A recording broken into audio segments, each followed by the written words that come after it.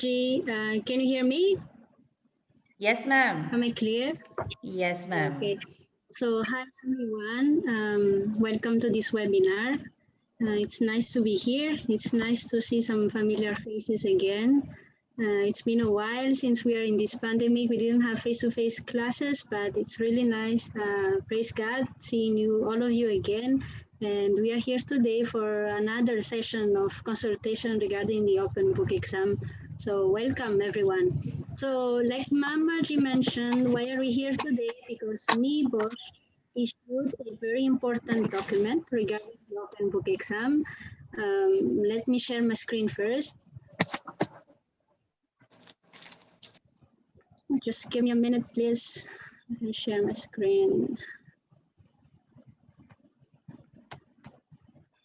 Right.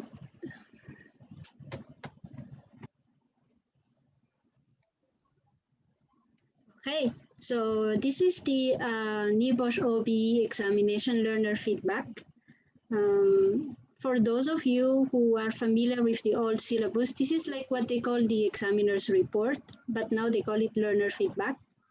And this one is for the first pilot, August OBE, last August. We don't know yet if NEBOSH is going to issue the same learner feedback for each batch of exam. We don't know that, but we're glad that at least they issued the first document. This gives us an indication, some information about the open book exam, what are the questions, how do we answer it, and important information. So this one applies for NG1, so National General Certificate, International General Certificate, old syllabus, new syllabus. There's no difference anymore. If you studied the old syllabus, you will be taking the same exam, the same open book exam. So this is applicable for all Unit 1 for the General Certificate, old and new syllabus. Okay, so Mama G, I see Doc Sam just entered the room. Should we continue maybe? Yeah. Yeah. Maybe Doc Sam would like to start first since I heard he will be leaving soon. Hi, Doc. Yeah. He's very cool.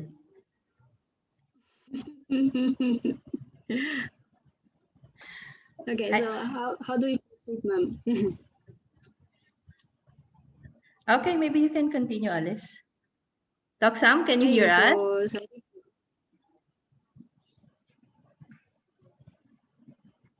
Okay, sorry, Alice. Yeah, maybe just continue.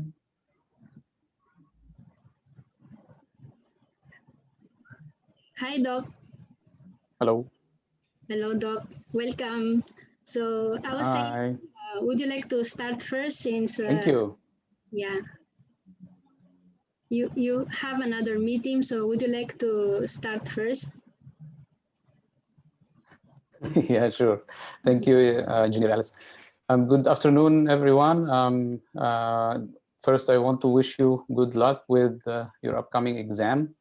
And I just want to assure you that based on what we've seen so far from the previous two sittings, the two previous examinations, that as far as now, the Trainovate e-learning program that we have is actually quite good enough to help you and to guide you through your open book exam under the new system.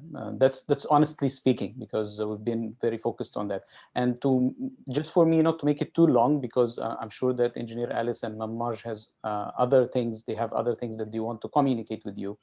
I have three main points that I want to discuss. As an examiner, and I think also Engineer Alice, of course, is an international examiner. So based on what we've seen so far and based on the examiner's reports issued by NEBOSH, I have three main points. The first point is, as we discussed in the e-learning program, if you guys remember, focus on the polarity of the question. Is the question, or rather the polarity of your answer? Are you trying to give your notes or your answer as a positive thing? Let's say, for example, the positive indicators of a safety culture, or the indicators of a positive safety culture. Then in this case, you'd say the presence of, or something that's existing, or something that the management is actually doing. On the other hand, if it's a negative answer, or if you're trying to give a negative kind of answer, then you try to present it in such manner, like lack of something, or inadequate training, or something that the management failed to do. And this would be usually based on the scenario. So they would you'd either be guided by the scenario, or they will tell you only from the scenario. So you only give examples from the scenario. So first, of course, you have to have the understanding of the topic, which is usually from your studying before, from your reading, from our e-learning program, and then how you present your answers. So the answer presentation could make a big difference, as I saw, or as I've seen so far. This is one thing. The other thing, I've seen a lot of confusion when students are answering between or the heading, so it's a little bit confusing. But I want you to focus on the question itself that has the marks beside it. So what is the question? Because the task could be, for example, justifying causes of something, or justifying errors of, but this is not the question. The question would be telling you, give comments on something. So focus on the question itself. The task is just a guidance, okay? And then again, they will ask you if it's only based on the scenario, or if it is like guided by the scenario, and you can say some things from your own side. So I think these are 2 points that I wanted to highlight. And then I'm trying to remember the last one, actually. So Engineer Alice, maybe you can continue, and then I'll let you again know when I find the third point. I just wrote it down. Okay, thank you, Doc. So let me go back to my screen. I'll share my screen again. Thank you. This one, share. Okay. Okay, so we sent the document through the chat box already, and we hope some of you guys were able to download it or get it through email before you had a look. And we also hope that some of you actually started practicing answering the question as well. Where to find the document, by the way, you can go directly to NEBOSH website. Here's a link. Go to Open Book Exam, go to resources, and then click on learner feedback. In the future, if they issue similar document, this is where you're going to find it, under learner feedback. So there are also other documents here that could help you with your exam. So we really encourage you to go to the NEBOSH website and check all those resources. This could be helpful for you during your review. Okay, why is this document important? This is very important because this gives us informations like what are the type of questions, what are the type of answers that will help you to gain marks, and what are those kind of answers that are not helpful at all, no mark allotted for those type of answers, what kind of answers. This will also help you in case in the future, if you have similar questions, then being familiar with the previous question can help you. Although yes, please be careful. It doesn't mean that you'll have exactly the same question in your exam. For sure, they will be given a different scenario. So it means that the answer will be totally different, but maybe you'll have the similar the way they present the question. You can be familiar with that by reading through this document and practicing answering the questions as much as you can. Also to be familiar with the style of the exam, the type of the question. You can even practice also answering using the NEBOSH recommends 4 hours to complete this exam, but you have 24 hours during the real exam. So this will really help you when preparing for your open book exam. Check this document, check all the answers, check all the questions, read the scenario that they provided. Okay. Someone wrote in the okay, Engineer yes. Alice, can I just say, okay, just my last note, I found it. So I just want to ask everybody, do not overthink or overanalyze the scenario. Meaning I've seen some people, I mean, the scenario is clear usually. It's either a positive scenario about an organization, or it's usually a negative scenario or part of scenario about the organization. So the scenario or the examiner is really not trying to trick you. So if it looks generally positive, don't try to, and they ask you, for example, comment on the culture. Don't try to overanalyze it and reverse it and make it negative because you didn't find some hidden stuff or whatever. And the other side is also correct. Like if it's a generally negative scenario about one situation or one company, don't overanalyze it and try to find some hidden, in between the text stuff so that you can show it as the opposite. Don't do that. It's usually as clear as it looks like. Okay, so if it is generally a positive thing and they're asking you about the culture, then the culture is positive. If it's a negative, generally looks like a negative thing, and they're asking you about it, then if it's a negative, then just say that. So don't overthink or don't overanalyze the scenario. They're not trying to trick you in any way. Unless, of course, there are some specific, like, for example, in the examiner's report that NEBOSH issued, when they're asking you how is the company doing when it comes to active monitoring or to reactive monitoring. So it was clear that there was no reactive monitoring for some case, or no analysis or follow-up on reactive monitoring, while the active was there. So this is clear in the scenario. But so just do not overthink or overanalyze the scenario. If it's generally positive, usually go for that in your answer when you do again the polarity. And if it's negative, then generally go with the negative again with the polarity of the question. Thanks. That's all. Thank you. Thank you, Doc. Yes, that's very important. Someone said that you haven't seen the link in the chat box. Yes, we sent the document 2 times in the chat box, the document that we're going to discuss shortly. So please just back read a little bit. It's somewhere there in the chat box. Okay. So based on the mock exam, I'm reviewing mock exam almost every day. You are sending me your answers, and this is what I found, the common mistakes. And also as a part of the examiners for NEBOSH, the common mistake that I found, mostly also from the mock exam, is there's a lot of misunderstanding of the question. Like in any type of exam, understanding the question is very important. And Doc Sam mentioned there's a confusion between the task and then the question itself. So this is, I think, one of the most common mistakes that we have so far, misunderstanding of the question. For example, if the question, like in the mock exam, you have question number 6, which is talking about commenting on the health and safety culture of the organization. So commenting means look at the scenario, based on the scenario, and then comment, is the health and safety culture good or not? Positive or negative. But what I see, most of you will answer it in a way, instead of commenting on what is existing, you are providing recommendation on how to improve the health and safety culture, which is not the question. So there's a lot of things like that, providing recommendation on how to improve the health and safety culture instead of just answering the question as it is. So like in previous exam, like the closed book, whether closed book or open book is still the same. Understanding the question is very important. So please take time to read the question. Some of them might be tricky. That was one of the comments also. Questions are tricky. The scenario is very clear, but the question sometimes may be tricky, so we need to spend some time reading the question. Providing irrelevant answers. Also, probably because there's a burden to complete the 3,000 maximum word.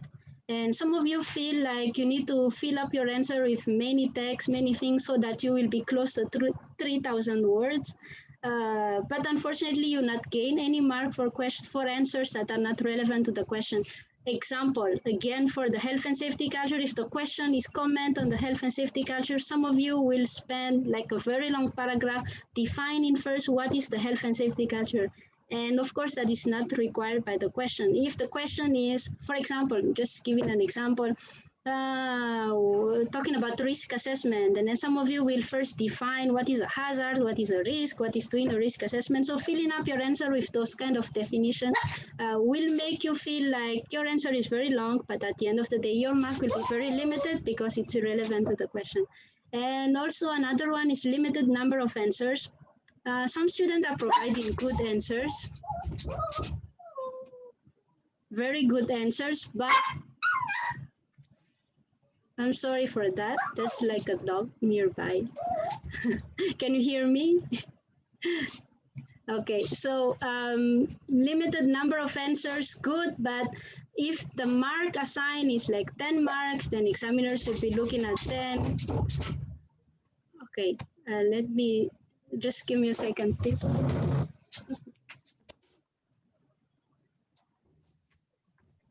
Yeah, just let me take over in this part. I want to confirm again and agree to what Engineer Alice just said about sometimes a lot of people, not only the group of students that we have here, we are marking papers from all the world, even from the UK, and they sometimes start the question with talking about the topic itself, which is not really relevant to the answer, and all these things that you say are not going to count in any way to the question itself or to the answer. Like, for example, if they're asking you about something related to audits, and then you will explain first what is the purpose of audit and what's the process of auditing and how does it work. All these things are not going to give you any extra marks, because the examiner is really jumping to check the actual facts or points. And one more thing also to make it easier on the examiners is try to break down your answers into at least paragraphs, or like what we used to do before, like the outline format. Like there would be a heading and then a little bit of explanation on it, and then you move to the next point and make it clear, because in the end, the examiner wants to count the points and wants everything to be clear. But when you make it hard on the exam and trying to, look for the hidden words just to try to find the key word that will give you the mark, it's not really helpful. So just try to break down your answers into smaller paragraphs. Every paragraph has maximum of 1 or 2 points with elaboration on them, so it's easier on the examiner, and avoid any irrelevant talk or text that you may include in your introduction, if I may say. That's it. Thanks. Yes, well, one more example about that. For those of you who went for the mock exam, there's a question about consultation, and the question was what types of formal meetings could be planned in order to improve consultation in the company. And a lot of answer will first start defining what is consultation, what is communication, and then why is consultation important, and what to consult with employees. So these kind of answers are not relevant to the question, because the question says what formal meeting. So that was a 5 marks question. So in that case, examiners will be looking at 5 different type of meetings in order for you to get the 5 marks. So focus on the question. Do not fill up your answer with irrelevant information. Yes, that gives you the impression that you provided a lot of answer, but at the end of the day, mark will be very limited.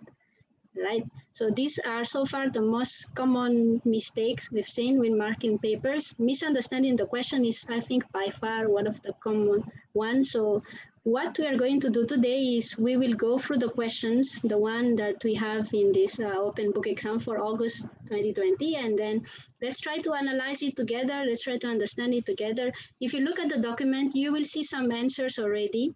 Of course, NEBOSH did not include all the answers, all the possible answers, but they are giving us guidance. So as we go through the question one by one, if you have questions, if you have suggestions, you can just raise your hand or type in the chat box, and then let's discuss. Because this is a consultation, and as usual, we would like to hear from you so that we will be able to help you in a better way if we can hear from you. So the first question,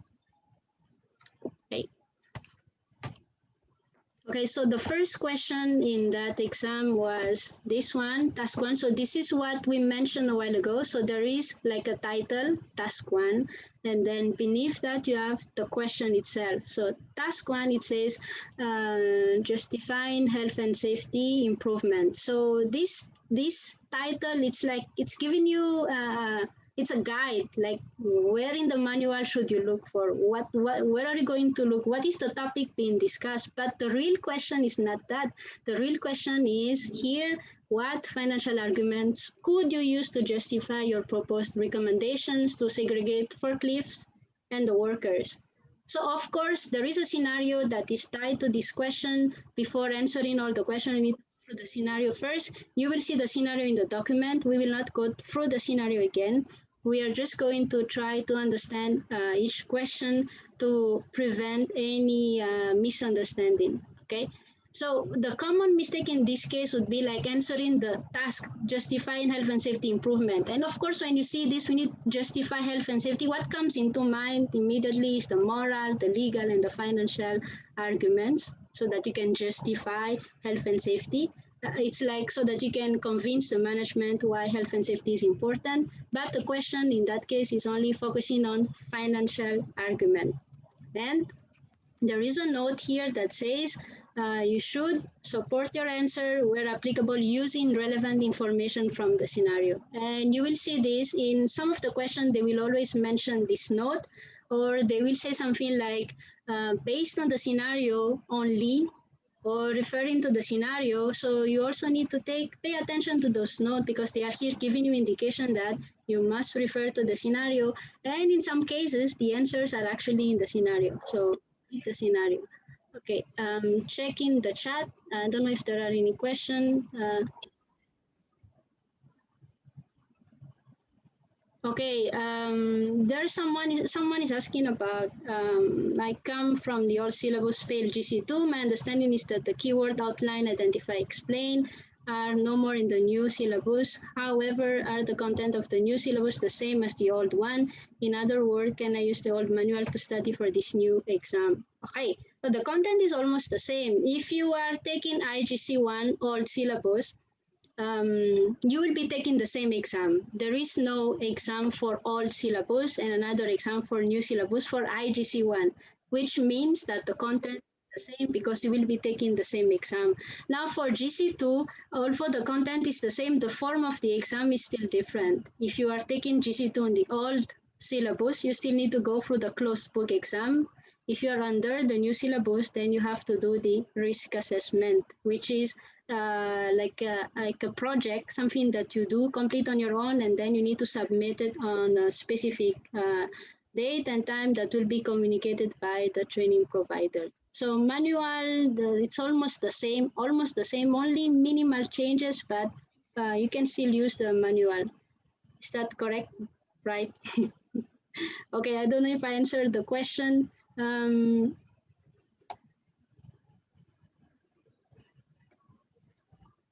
Okay, so going back to this question, so if you look at the question, the point here is the financial argument. So those who will be able to gain mark on this one will be the one who detail. Of course, we are familiar when we talk about financial argument, and here we talked about the cost of an accident. We talked about the direct cost. We can include the indirect cost.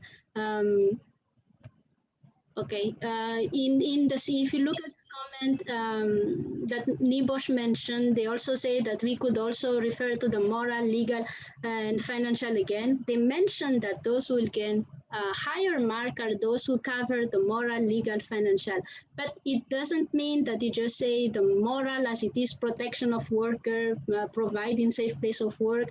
You always need to link that to the financial argument here. So under moral, we can say, for example, if workers are happy, motivated, they will not leave the company, and that will be affecting the finances of the company as well. So that's what they mean when they say the moral, legal, financial. So you can talk about retention of worker. Worker will be staying in the company if they are happy because there's good health and safety in the company, and that's a financial argument. Under legal, you can say that there will be no fines and penalty. That's also a financial argument. So here, the focus is on the financial argument. Question is very clear. There is no tricky part on this one, at least. And 10 marks means you'll have to provide 10 different pieces of information for you to get this 10 marks. And like Doc Sam said, the best way to answer it would be just use bullet with some sort of elaboration. For those of you who took the exam before, it's like the outline that we had before. There's like some sort of heading, and then you elaborate, and then move on to the next one. There are some example of way how to answer the question. Yes, Doc? Yeah, Engineer, I just want to interrupt on this point a little bit. If you can hear me properly? Yes, we can. Yeah, just that sometimes try to avoid duplication of the points the new exam as well as ever. Like if you mentioned already something about auditing, don't talk about auditing again in a different way, because it will not give you a mark.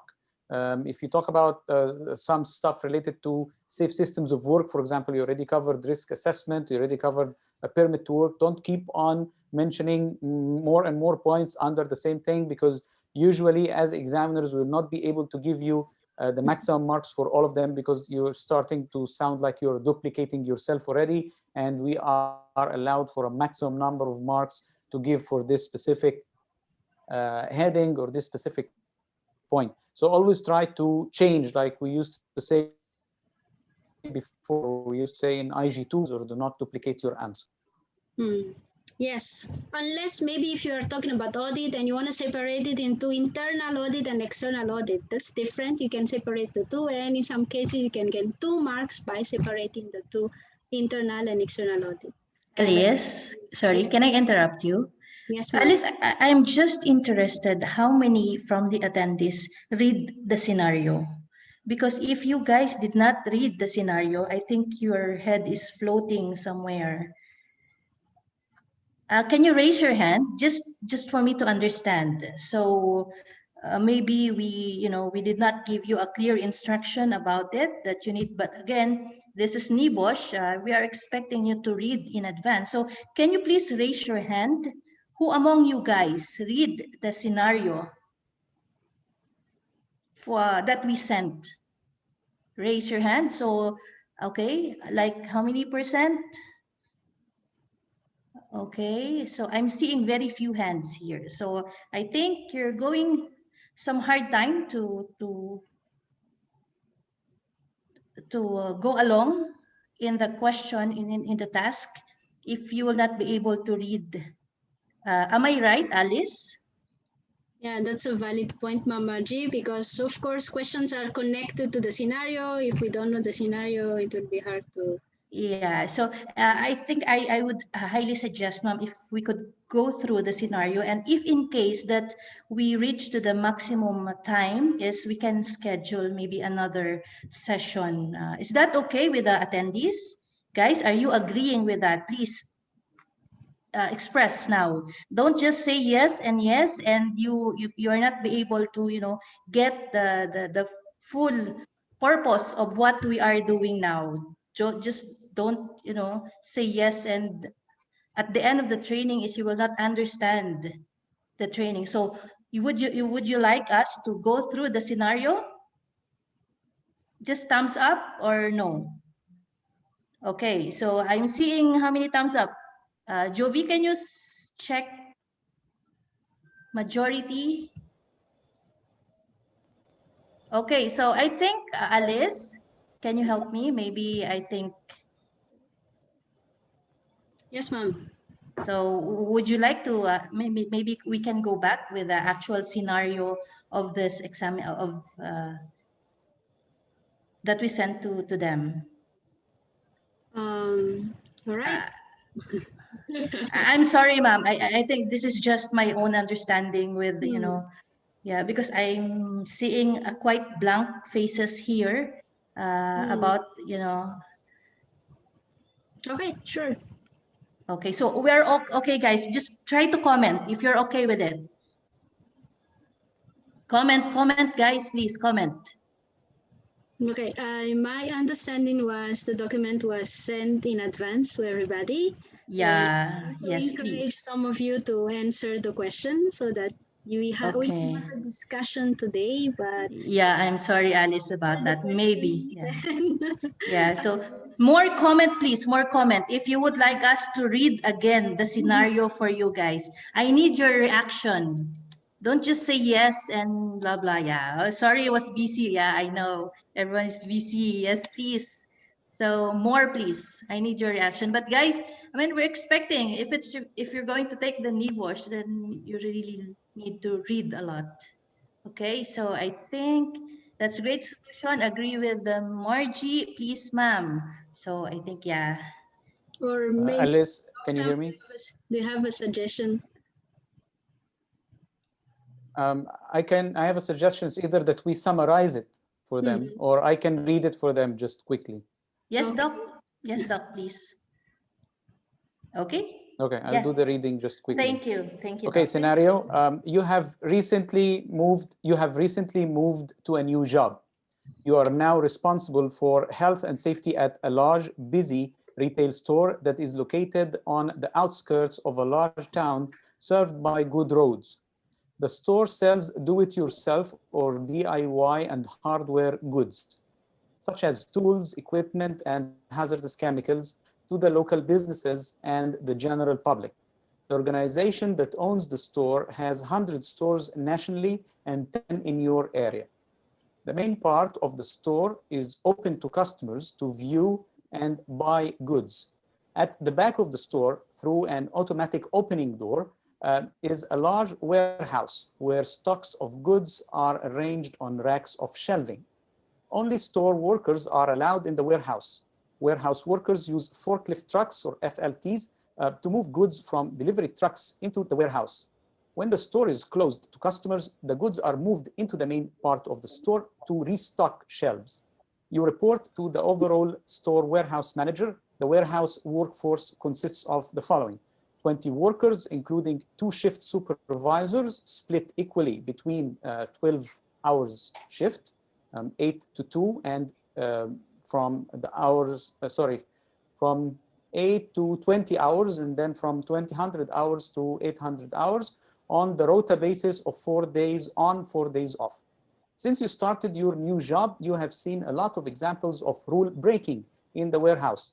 For example, you have seen goods stacked in aisles and blocking designated walkways. Workers have to avoid many obstacles as they walk through the warehouse, causing them to step into the vehicle routes. Workers have told you that there are frequent near misses between forklift trucks and workers and collisions with products causing damage and spillages. There are no written records of any of these. There have been many injuries recorded over the years. Most recently, a repeat of a more serious collision occurred involving a young forklift driver. The brakes were applied too late as the driver was distracted by their mobile phone. The forklift truck skidded on an oil spillage and knocked goods over onto a passing worker. On the occasion, the worker's leg was broken, which required urgent hospital treatment. The hospital is 5 miles, approximately 8 kilometers away from the store, and the worker is expected to be off work for 6 weeks to recover from the injury. The injured worker is seeking legal advice in order to make a claim for compensation. Worker absence and turnover is high in the warehouse. There are no health and safety worker representatives. Warehouse workers have told you that they have complained to management about working conditions many times. They rarely see management in the warehouse. You cannot find any written records of complaints. You have tried to convince the overall store and warehouse manager that something needs to be done to improve health and safety in the warehouse. You are told that there is no money for that kind of thing. And even if it were available, it would cause too much disruption to business. As a result of the recent forklift truck collision, you were visited by an enforcement inspector who has issued an improvement notice. The inspector thinks it is only a matter of time before workers are more seriously injured or even killed in the warehouse. The inspector also observed that the written risk assessments are too general and do not reflect the actual risks in the warehouse. The inspector wants to see a more effective health and safety management system at their next visit. You have discussed with the inspector possible improvements to health and safety in the warehouse.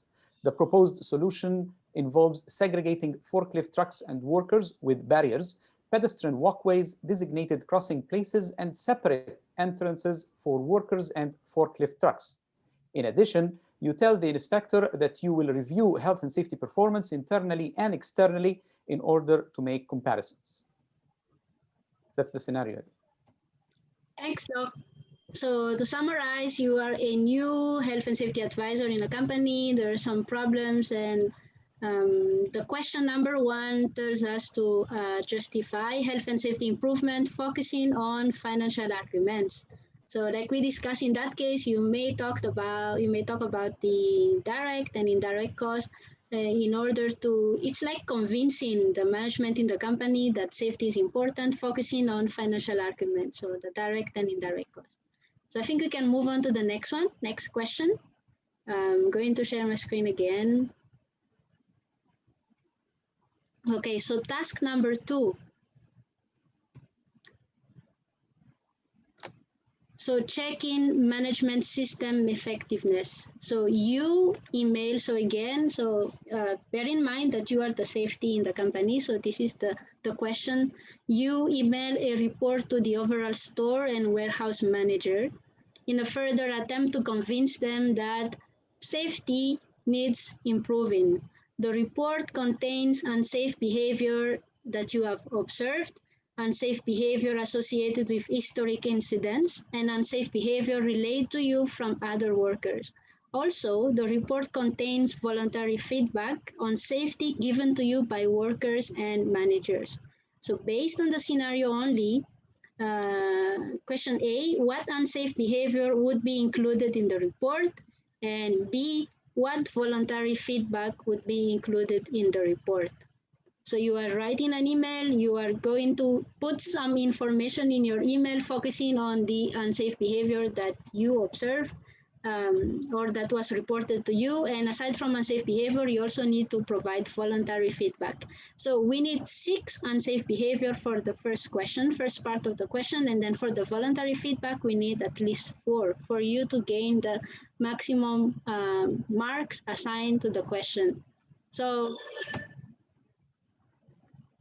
So yes, maybe now that we know the scenario, is there anyone who would like to suggest answer? Can write in the chat box. What would you recommend for the first question, letter A, unsafe behavior? I think this is easy. There is no tricky part on the question. It's very clear, unsafe behavior based on the scenario that we just heard. So for those of you who have access to the scenario, would you like to suggest some answer for the unsafe behavior?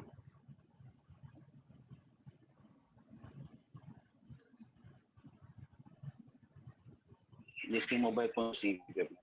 Yes, correct. Using mobile phone while you operate in the forklifts. What else? So we need at least 6. So that's 1 already. Segregation of two equipments to workers for this year. I did not hear quite well. Could you repeat again, please? Okay, while waiting, someone wrote horseplaying. Horseplaying in that case will not gain you any mark because that's very general. What horseplaying? So be specific. So, okay, what else? So poor housekeeping, things like that. When you provide your answer, be specific as much as possible. General answer usually. Sorry. Will limit your marks, so you need to be specific. There's a specific scenario, so you try to be specific as much as you can. So when you say poor housekeeping, what do we mean by poor housekeeping? Which part? Because that's very general. I'm having difficulty monitoring the chat at the same time. I think it would be better if you can just raise your hand and then answer.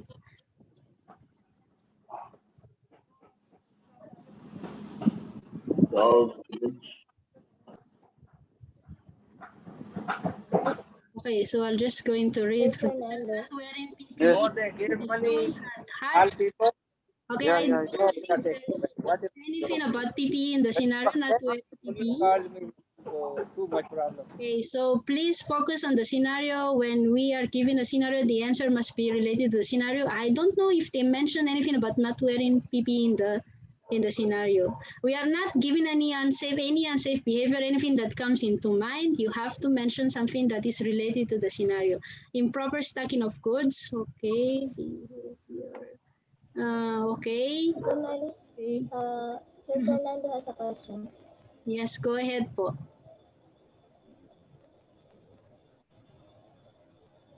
Yes, go ahead. Okay. Sir Juan Fernando, do you have a question? Yes. So can you hear me? Yes, yes, yes. Hello. Good day.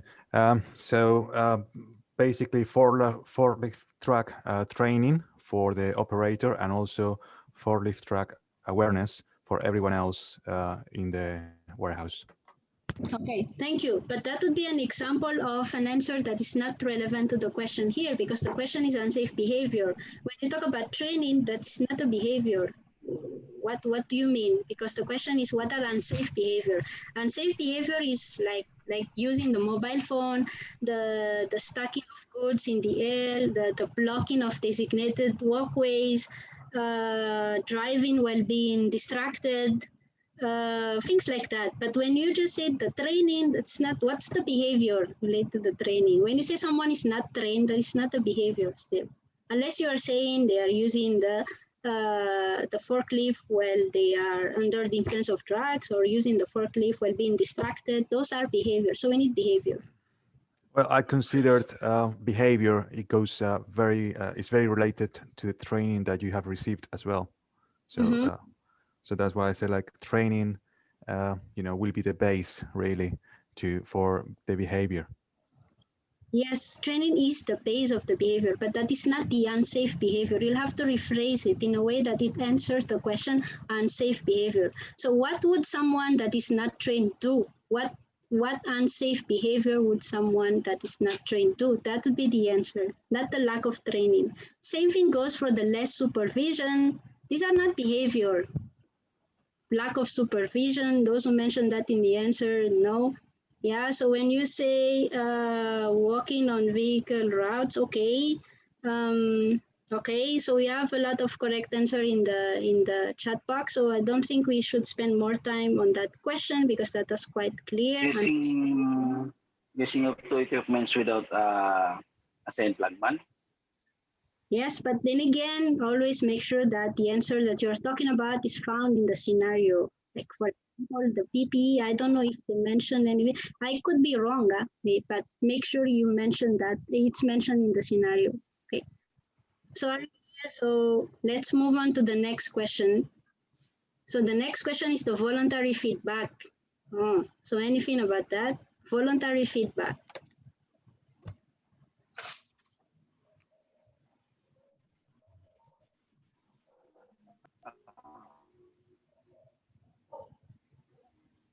Okay, so there's voluntary feedback. That's the question B. So aside from the unsafe behavior, we are talking about something. Apart from the employee. Huh? Apart from the employee. Reported by the employee. From workers. Maybe something that you observe on your own. So that's what you mean by voluntary feedback.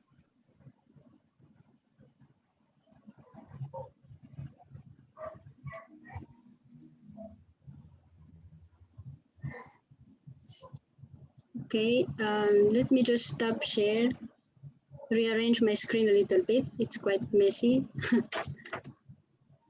Okay, so do we understand not assigning health and safety worker representative? Okay, that's okay. What else? Voluntary feedback.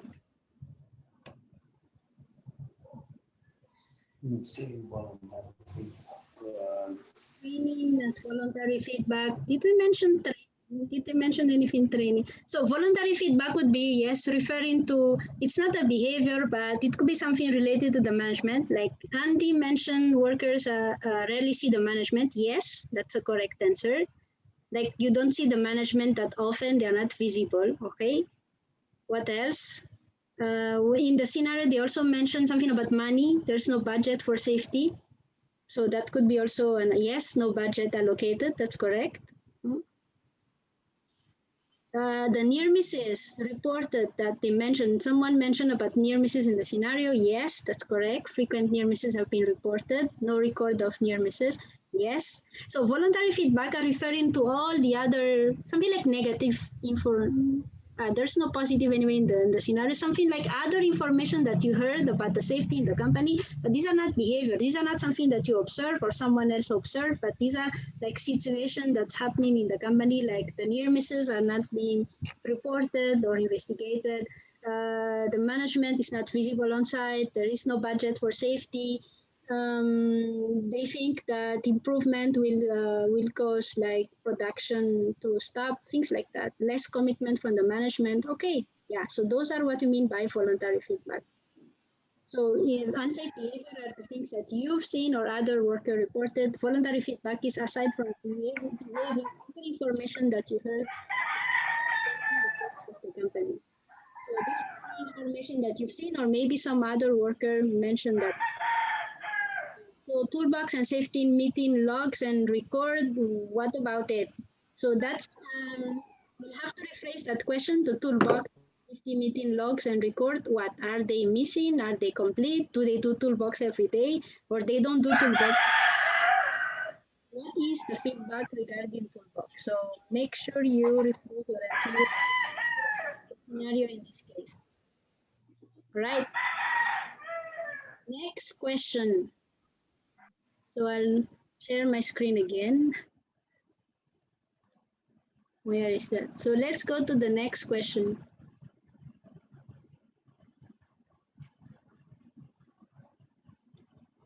Okay, question number, where are we? Question number 3, this is managing contractor. So this gives you an idea, okay, I need to go to element 2 for the new syllabus because this is about managing contractors.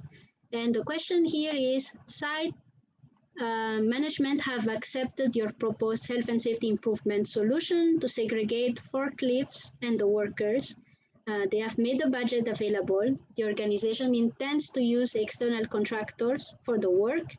And the question is, when selecting the external contractor, what would you consider when assessing their competence? So again, not a tricky question, very straightforward. If you are selecting contractor, what do you need to consider when assessing their competence? 10 marks means you'll have to provide 10 different answers. So let's write in the chat box, what do you consider?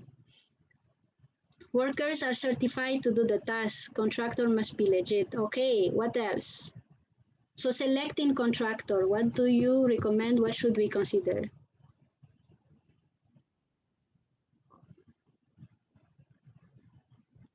Anyone else? Selecting contractors. Safety record. Yes, from their past client, okay. Now, stopping under safety record, so do not provide safety record and then you provide 5 bullets. It's all about safety record, number of injury, number of fatality, number of first aid cases, number of property damages. That's a repetition. So safety record or accident rates if you want. 1 bullet and that's it. And then move on, talk about something else. Do not provide 5 bullets and it's all about statistics, okay? What else? Competency of workers. Doctor's profile. Training and qualification. So, okay, there's a lot about competency and training and qualification. That's basically the same thing. Health and safety policy, permits and training certificate. Okay, we have a lot about training. We mentioned that already. Something else. All right, feedback from, okay. What else? We need more.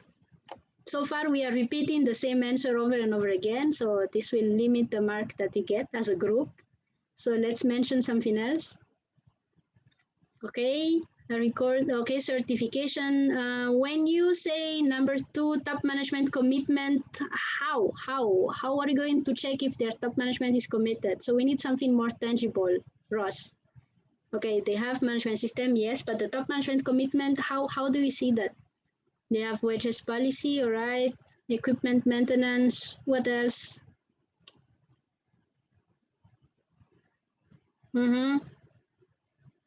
Equipment, okay. What else? Okay, so equipment maintenance, equipment record, okay. Sufficient number of equipment, okay. Wages plan, management system. Do they have budget? Okay, you can even include here insurance. So are they covered by insurance? Okay. Membership of approved accreditation bodies, correct. Don't forget, do they have risk assessment? Do they have like method statement? Okay, track record, good wages, okay.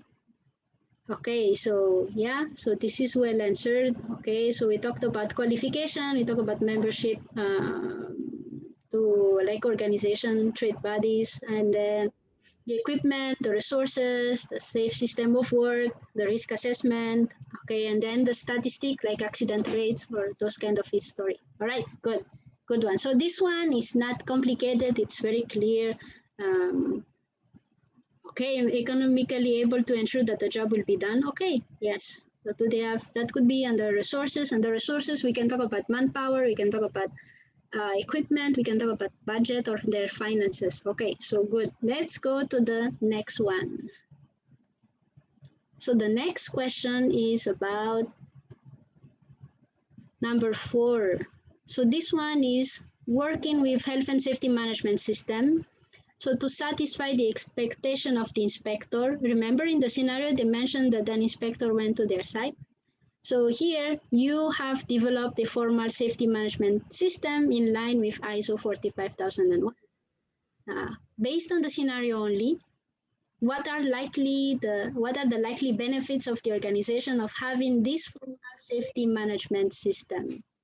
So take note, based on the scenario only, what do you think will be the benefits for the company to have a formal safety management system? Okay. So you can see this in the manual. There are benefits for having a formal health and safety management system, but of course you cannot just copy paste the manual and put it here because it must be something that is relevant to the scenario. So you still need to think and analyze. So what do you think will be the benefits?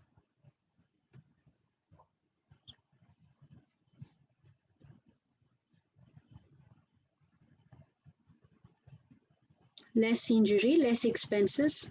But all right, when you write this answer, you cannot just put it as it is. You need to elaborate that. You cannot just write less injury, less expenses. But we understand on the chat purposes, you just mentioned the keyword. But on the real exam, you'll have to elaborate that. What do you mean by less injury, less expenses, and how? How do we achieve that? By having a formal management system. Okay, reputation, okay. Reputation, okay. What else? Anyone? Higher morale, improve management commitment. Okay, that's good. Achieving targets and objective. All right, that's a good one. Okay, compliance with statutory regulatory requirement. Okay. Improving recording.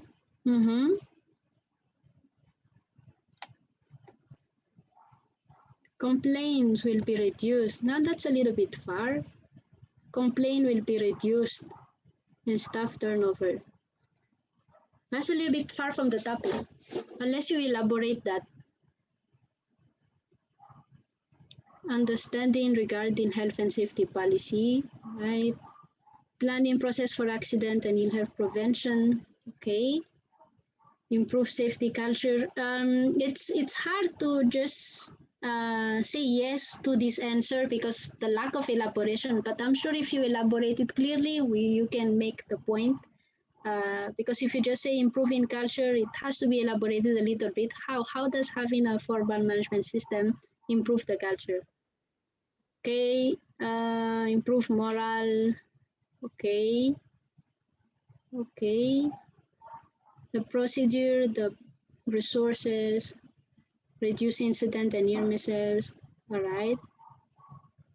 Okay, some of the answers that you could include here is if you think about the management system, the ISO 45001, of course, there are some requirements there. For example, you are required to conduct audit, and then by doing audits, then that will also improve your the benefits would be you can identify what are the weaknesses in the system by conducting audits. You can monitor, you can improve because one of the requirements of the system would be to monitor. So continuous improvement will also be one of the benefits. Reputation, we mentioned that the objective, very important. Reducing the number of incidents, reducing also those accidents and incidents. We mentioned that already. Proper allocation of resources could also be a part of the benefits, and then the management commitment, of course, will be part of it. Part of the management commitment would be they will be more visible because we mentioned in the voluntary feedback, one of the comments was they are not visible, they are not committed. So if we have a formal management system, the benefit would be they will be more committed and they will be more visible. They will allocate more resources, more budget, because remember in the voluntary feedback, that was also one of the comments, not enough money for safety. And if we have this formal management system, we can allocate proper resources, we can have more management commitment, we can reduce the number of accidents. Yes, the active monitoring and frequent audit and inspection, yes. Okay, so if we summarize for this question, what are the benefits? So it's like you look at the company right now, what are the problems they are having? And if we implement a formal health and safety management system, we could just reverse it or have the opposite. For example, they do not have management commitment. If we implement the formal health and safety management system, we could have a better management commitment. Problem is there is no allocation of budget resources. If we have the formal management system, then we could allocate resources properly. What else? There is no active monitoring. If we have the management system, then we could have monitor more often for inspections and audits, for example.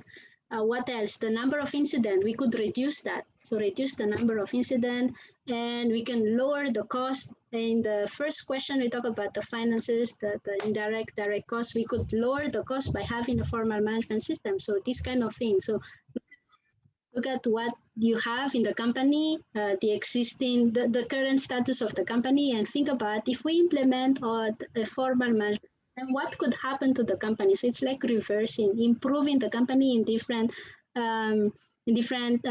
phases, in the finances, in the reputation, also in the resources, in the management commitment, in the investigation, in the auditing, in the monitoring, and so on. So a challenge here, it's 10 marks, so you need to provide 10 different answers for this one to get the 10 marks. But okay, and also don't forget to elaborate your answer. When you say to improve the health and safety culture, elaborate that a little bit. What do you mean? So at the end, it's like you have a title, improve health and safety culture. That's like a title, and then elaborate that. And then move on to the next one, reducing the number of injury, and then elaborate that, and so on. Okay, let's go to the next one. Can you move to the next one? Let's move on to the next one. Okay, so again, elaborate your answer. You have 24 hours. It's an open book. You have no excuse for that. Do not complete your 10 different answers. Next question. Where was I? So many things open here. Okay, next question here. Task 5, influencing health and safety culture. So to improve performance in the organization, you know that you need to positively influence health and safety culture. You feel the culture at the warehouse is currently negative. What are the negative indicators of safety culture at the warehouse? 10 marks. And note, you should support your answer where applicable using relevant information from the scenario.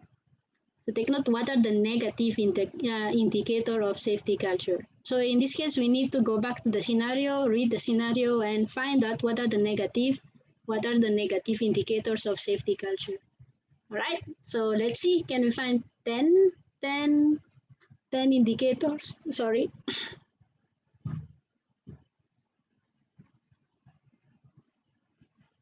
This should be easy.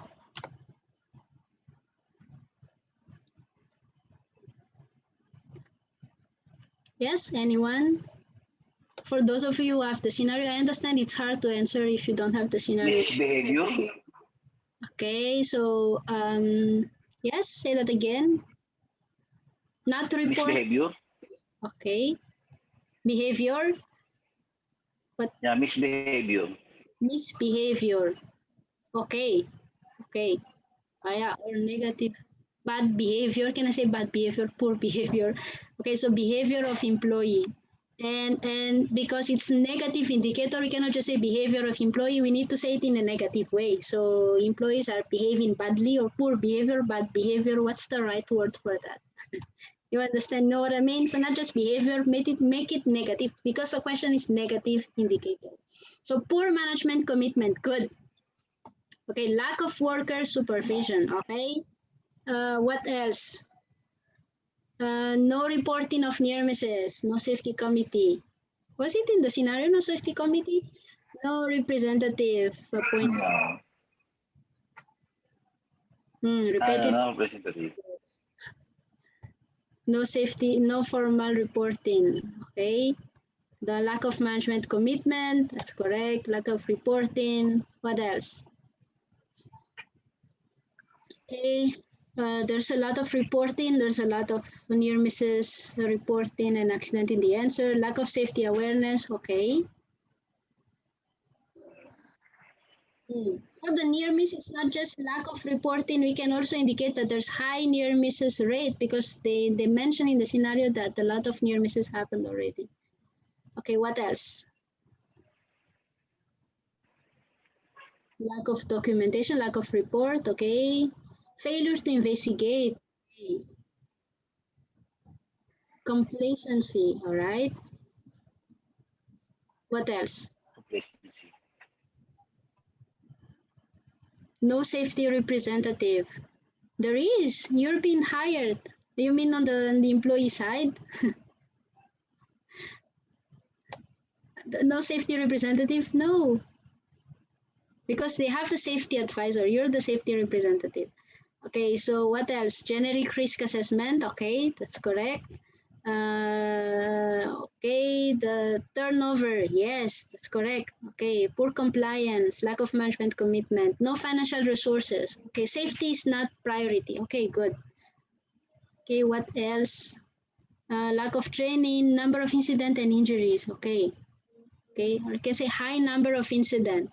The number of incident, the negative, it's a negative indicator, so do not just say the number of incident. What's with the number? They low, high? So negative, okay. Poor communication, okay. High employee turnover, no first aid facility, okay. Repetitive near misses, all right. Okay, good. No one mentioned something about the inspector. What can about that? Inspector visiting the site. No audit, no inspection. Remember they mentioned inspector visiting the site. So we can also mention that as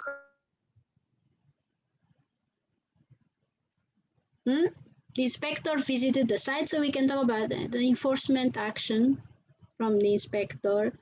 Complaints also, I didn't see the word complain in the answer. There's a lot of complaint from the employees. And some of the complaints are not recorded.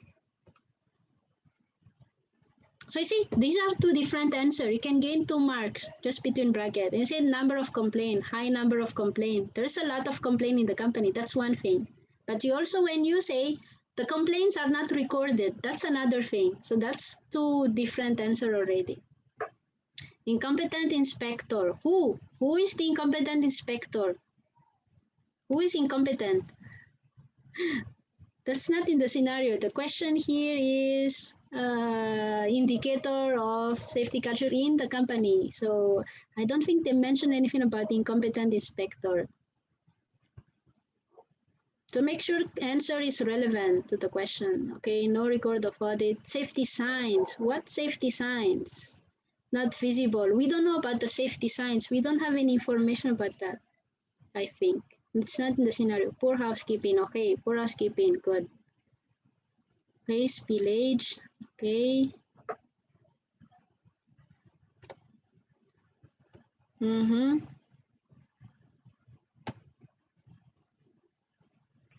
No established pedestrian. Okay, what else? So okay, to summarize that question, so we can talk about the near misses, we can talk about the accident rates, we can talk about the management commitment, we can talk about the workplace, the spillage, the housekeeping, we can talk about the complaints, we can talk about the absenteeism, we can talk about enforcement actions. But again, make sure it's negative, not management commitment. It's a lack of management commitment, right? So not resources or lack of budget for safety. Yeah, warning signs. No, first of all, it's not mentioned. Nothing's mentioned. And first, secondly, warning sign. Is it lack of warning sign or what? What do you mean? Because it's negative indicator. Negative indicator. Same thing for lifting. So things, the signs and the lifting, make sure you put it in a negative way because the question is very specific. Negative indicator. High staff turnover, poor worker behavior or bad behavior, no consultation, no risk assessment, no active monitoring, lack of management visibility, complaints are not recorded, lack of training, things like that. Okay, let's go to the next one. No? Okay, can we move on to the next question? Time is flying, so let's move on to the next question. Once again, I think this question is not tricky. It's very clear. It says negative indicator. Then you can find the answer if you go back to the scenario again and just highlight what are the negative indicators that you see in the scenario. Okay. Don't invent because the question should be based in the scenario. It's the warehouse. We are focusing on this at this warehouse, not your company. The warehouse. Okay, next. Can I move on to the next question? Okay, developing safe systems of work. Task 6. Because of the recent incident. So you see the way they put the question, it's like there is a progression. So first we started by convincing the management using financial argument. Then we talked about behavior, and then we talked about having a formal management system, and then it's about the safety culture, and now it's developing safe system of work. So it's like a progression when the way they write the question. It will also help you. So because of the recent incidents, you have decided to review the first aid arrangements in the warehouse. What do you need to consider so that first aid needs are realistic and proportionate for the warehouse worker? Note, you should support your answer where applicable using relevant information for the scenario. You do not need to include specific first aid equipment. So very straightforward question. What to consider so that first aid needs are realistic and proportionate. Okay, let's see some of the answers. Availability of 2 first aiders considering work rotation. Good point. Okay, so we need to consider the shifting. Okay. Okay, so local regulations, so make sure they comply. All right, what else?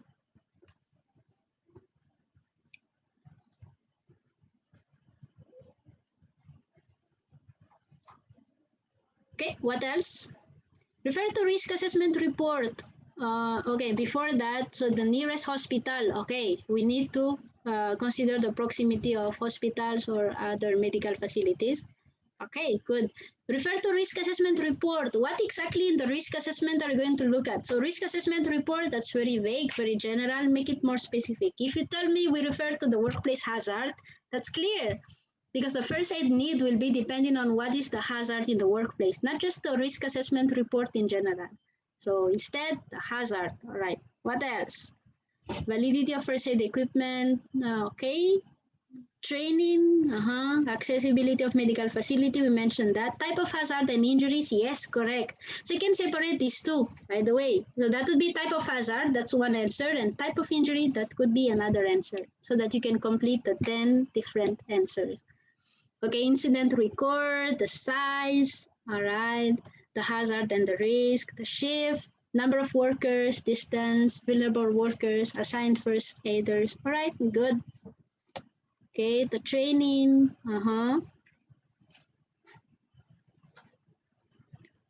Okay, yeah, I think this is good. This is well answered.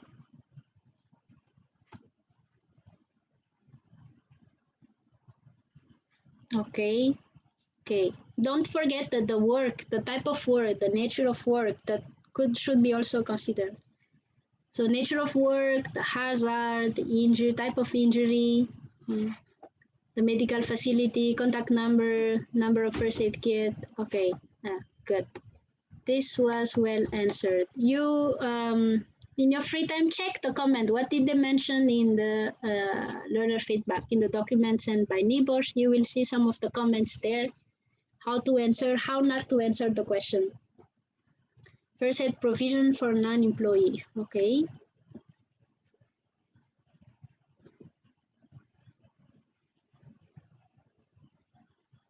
All right, so what will be an example of repetition in this case would be, for example, if you talk about type of injury, and then that's something that you need to consider for the first aid to be appropriate. But if you're going to talk about type of injury, and then you talk about type of injury related to the forklift, type of injury related to the chemicals that they are handling, type of injury because of obstruction in the pathway. So these are all injury. No need to repeat. That's only 1 mark. Okay. Okay, evacuation, emergency management team. Now we're a little bit far from the question. Yeah, okay. Okay, evacuation plan. Okay. Emergency team. All right. Okay. Okay, I think that was well answered. It's very straightforward. No tricky questions so far. You know, these questions are very straightforward. And so far we are able to answer it clearly as a team. Let's go to the next one. Next one.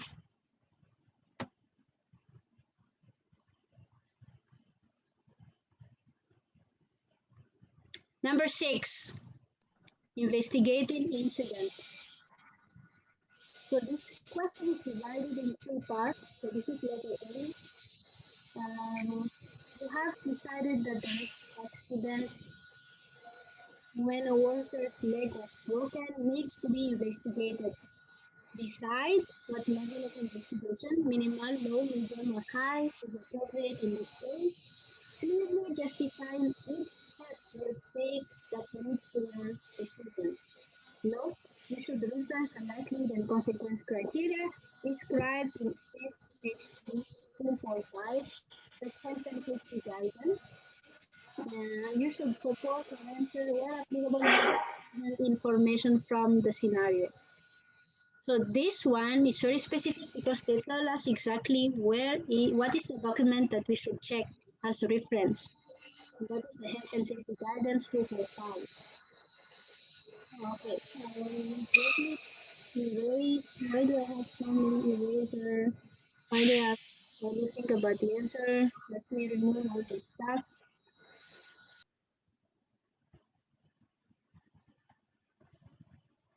All right, okay, let's see. Answer. Who would like to suggest some answers? Oh, audio, medyo mahina. I don't know. I didn't do anything. I'll just raise my voice, maybe. Can you hear me? Okay, good. All right. Let's go back to the question. So to answer this question, you need to open the document Health and Safety Guidance 245. If you have access to it. All right, maybe I should. Let me stop. I'll look for the document first.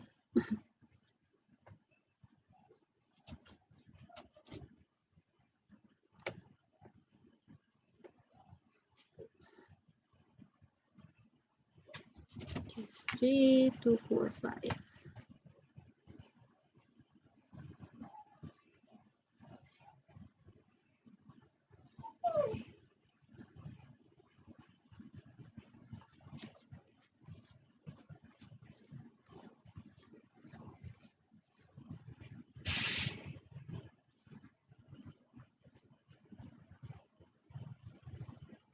All right, so going back to the question again, so to make sure that we understand the question, what does it say? Decide what level of investigation is appropriate in this case. Yes, you can download that document. Just type HSG245.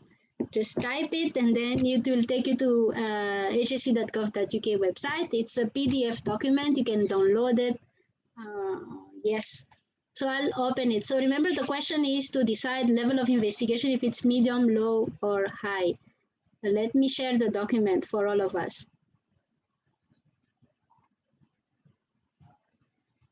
Okay, here's a document. It's about investigation, investigating accident and incident. So this is a HSC, Health and Safety Executive Guide, when it comes to investigating accident and incident. what we need to look for in this document is how to decide on the level of investigation, if it's high, medium, or low. So we need to look for that information. So I'll go through the document. So it talks about steps, how to investigate. I'll go further. Okay, so here different definitions. We don't need that. Causes of accidents, we don't need that. I'll go straight to the part where we discuss about level of investigation here. So the decision to investigate.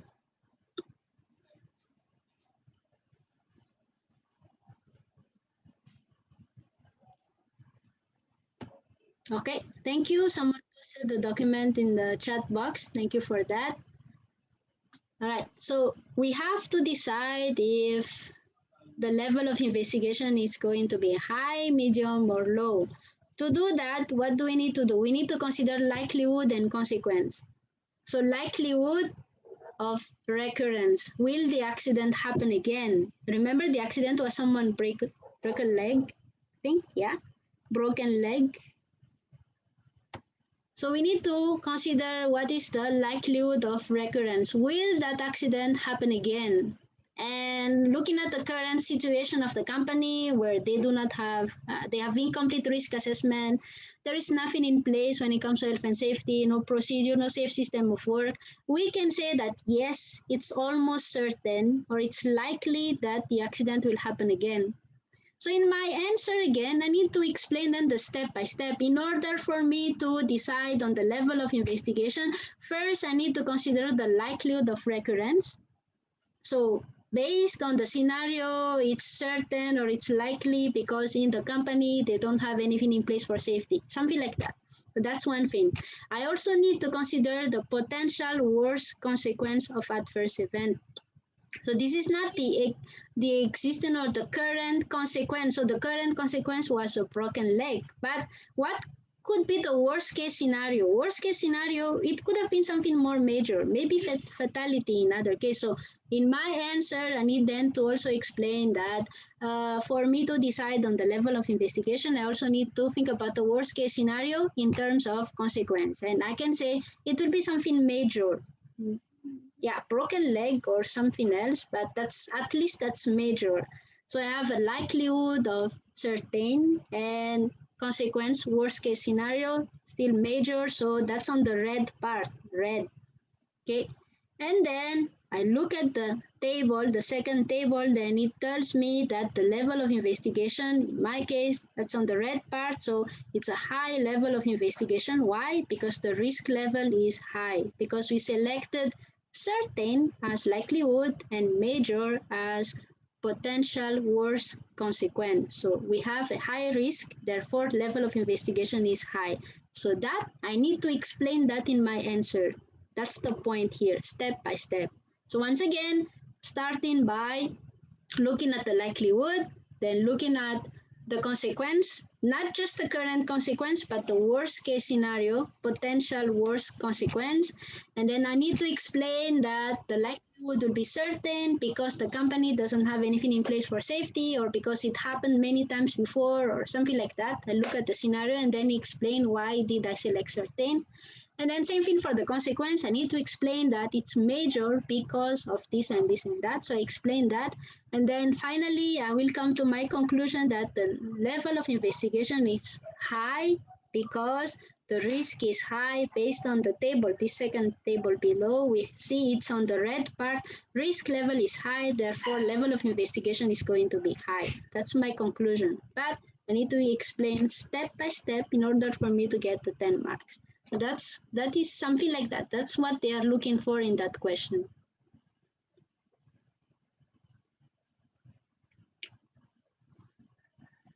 Okay.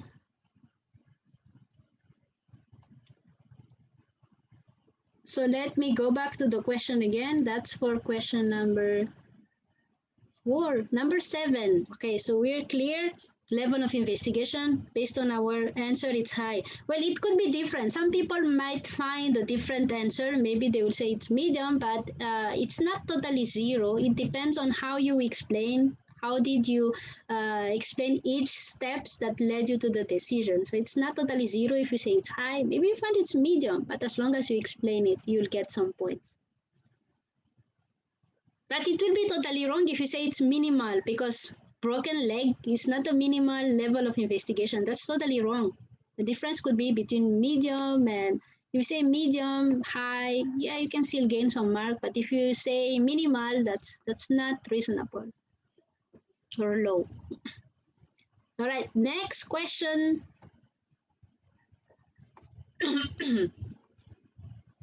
Okay, so be ready to type the answer. This one is easy.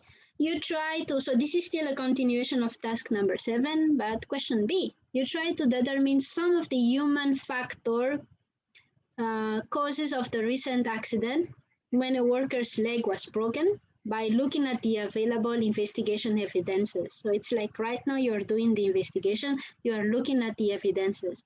The question is, what individual human factors could have negatively influenced the behavior of the young forklift driver? Again, you should support your answer where applicable using relevant information from the scenario. This is one way to say, focus on the scenario, look for the answer in the scenario. So let's see, individual factor. What do you suggest? Complacency, okay, correct. Using mobile phone while operating, that's correct. But once again, to be clear, complacency and then elaborate that. What else?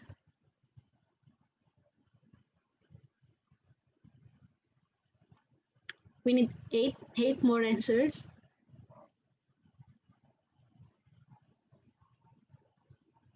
Lack of management visibility. We are looking at behavior and the behavior focusing on the young forklift driver. We are not talking about the management. We are talking about the forklift driver. No first aid kit. No, focus on the behavior of the forklift driver. All answer must be related to the forklift driver, not the management, not the first aid kit. Okay, distracted, okay. Lack of experience, okay. Overconfidence, okay. Lack of, okay. He's young, lack of experience, okay. He's distracted, okay. Unsafe conditions, no, we are talking about the driver. We are not talking about the work environment. So unsafe condition like the spillage, no. Not checking the surrounding, okay. Lack of competency, overspeeding, too young, not enough experience, that's correct. Not checking the surrounding while driving, okay. Knowledge of the young operator, okay, yes, but what? Remember, negatively. The word is negatively. Negatively influence, so knowledge. Too much knowledge or not enough knowledge? So rephrase that, Mark Anthony. So the knowledge is what? Not enough? Too much? Or what? Yeah, because the question is could have negatively influenced. So yeah, so incompetent, complacency, what else? And focus on the forklift driver. May have unmonitored pre-existing medical condition. Yeah, correct. Maybe, yeah. Maybe he was tired, so fatigue. Maybe he was, okay, lack of adequate training, all right.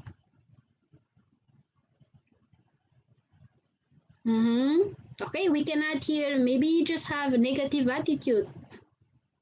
Maybe he's not matured. Yeah, you mentioned that already. He's young and not aware of the risk. Okay, that's correct. Under the influence. Yes, why not?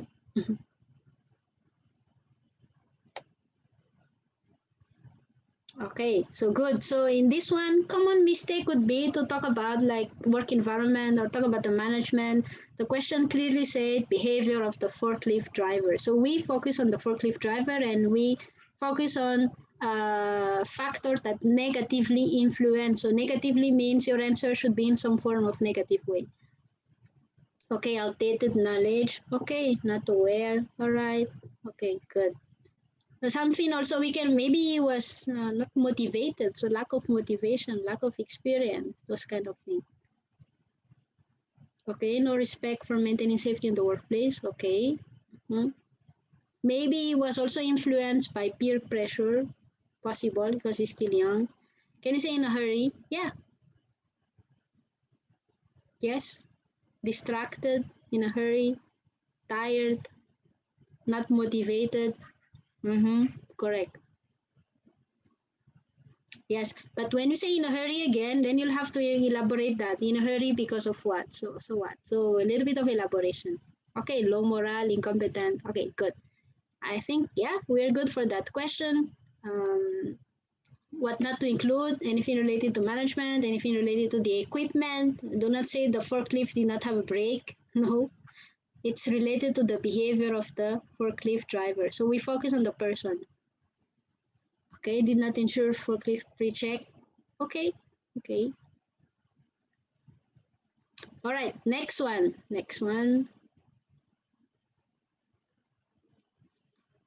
Safety protocols are overlooked. Yeah, so it's like talking about he did not follow the procedure, did not follow the protocols. All right.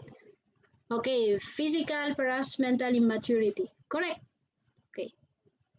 Let's go to the next one. We are almost done. 5:45, we still have time. Let's go to the next one. Next is letter C, still a continuation of that question. The investigation into the recent accident when a worker's leg was broken is now focusing on management failure. So based on the scenario only, what management failures could have contributed to the accident? Okay, so in the first question, in the previous question, we focused on the forklift driver. Now we focus on the management failure. So what do you think? Then answer.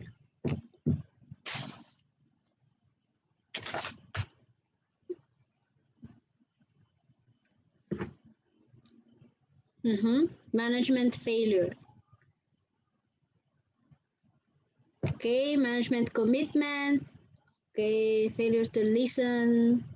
No clear segregation. Okay, no management commitment. No supervision. Yeah, correct. No procedures. Okay, not attending to complaints. No signs.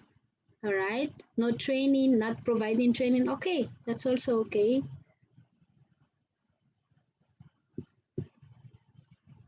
What else? So management failure, think about the things that the management should have done, but they didn't do.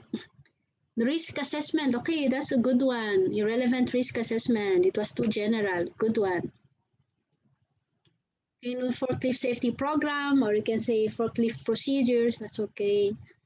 No proper consultation, okay, no safety briefing, okay. The culture was poor, no visits from management. Yes, you do have to elaborate each answer, but not here because we don't have time to type all the elaboration. But in the exam, yes, Jan, GC Lee, elaborate your answers.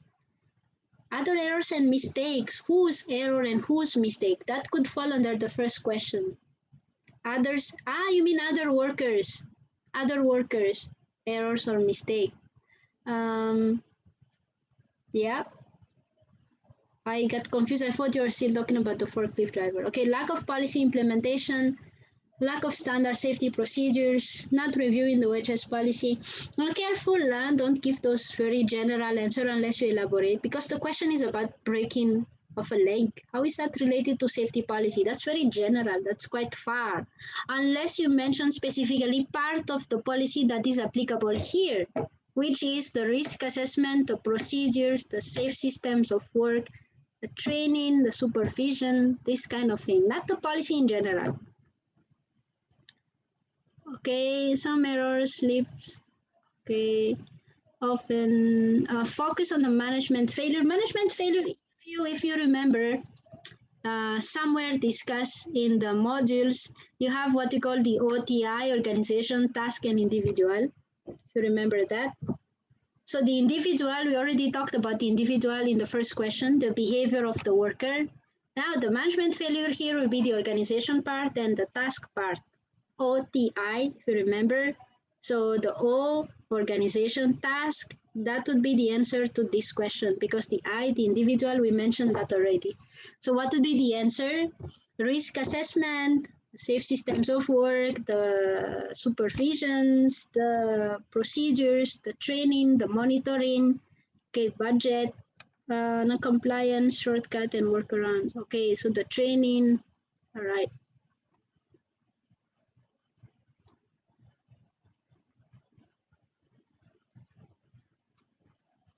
Okay, when you say procedures, you can talk about different procedures, procedure for the warehouse, procedure for inspecting, or procedure for how to operate a forklift, procedure or the policy about not using a mobile phone. That's a management failure because they didn't clearly clarify no use of mobile phone while operating a forklift, training for the workers, inspections, all right. Okay, segregation, okay, that's also okay. They're talking about the segregation of the forklift and the workers. Okay, designated crossing places. All right, good. So it's like there's clearly a lack of risk assessment in the warehouse. And they fail to identify possible risk of collision between the operator and the pedestrian and the forklift. And because they clearly failed to identify that, there was no proper procedure in place on where to cross, where to go, proper operation of forklift, those kind of things. Okay, what not to do when answering the question, vague, very vague answers, very far answers. Like when you say lack of policy, that's a very general. Which part of the policy is missing? There is a clear scenario here. Policy is very vague. So which part? Something that would be more applicable to our scenario. If you say risk assessment, that's okay. But policy, what? You know, roles and responsibilities under policy. So which one are you talking about? So make it specific. Okay. So mention risk assessment, training. If you also mention something related to the fact that he is young, so like risk assessment for young worker or for inexperienced worker, there should be it should be considered in the risk assessment. And then the procedures, that's also important. In the procedure, you can divide it in different ways. Procedure for operating a forklift, procedure for the warehouse workers, procedure for the use of mobile phone. We can talk about housekeeping also. The procedure, like there's inadequate housekeeping here. We've seen that in the scenario. We can also talk about the supervision and the monitoring. And okay, failure to identify the risk, yes, so that would be part of your lack of risk assessment. Okay, so the failure to implement agency man-machine interface procedure, yes, yeah, and then elaborate that by talking about machine would be more related to forklift, that you mean, so elaborate, make it specific. Okay, management ignore complaints and health and safety record, okay, good. Okay, something else that no one mentioned, we can also consider the fact that maybe the forklift driver was tired. Remember in the individual, the behavior, we talked about fatigue, maybe he was tired. So the management failure in that case, maybe there's excessive work demand, excessive pressure, like he's having too much work. So this is why he was tired. So management failure is excessive work demand could be. Yes, work patterns are too long, possible also. Yes, HSG 48, okay. Yeah, you can check that. Maybe there's some answers there. Yes, hiring incompetent driver considering at young age. Yeah, so what's missing here is the management failure is there's a lack of training for young worker, or maybe there is a failure in the when they are assessing if the driver is competent or not, maybe it was not correctly assessed. Okay, good, good. Let's go to the next one. Where are we? Yes, last question, number 8, reviewing performance. And this question is divided in different sub-questions. So you invite, so this is like a summary or the conclusion. Yeah, in elaborating, there's a question, is it okay to state first the phrase, then put the dash, then your elaboration statement? Yes, no problem. You can underline, you can put a dash, you can put it between How do you call that? That's correct. It's okay. Next, last question. This is our last question, guys. Stay alert. Last one. Reviewing performance. You invite the overall store and warehouse manager to a health and safety management review. So starting with convincing the management using financial argument. Now we are at the last stage, which is management review. Based on the on evidence from the scenario only, comment on how the organization is performing in the following areas. Answer with 2 related points for each area. So they want you to look at the scenario and then comment on the following: active and reactive monitoring, the adequacy of current risk assessment, operational procedures and rules, and compliance with legal requirements. Then question B is based on the evidence from the scenario only, what sources of benchmarking information could be used?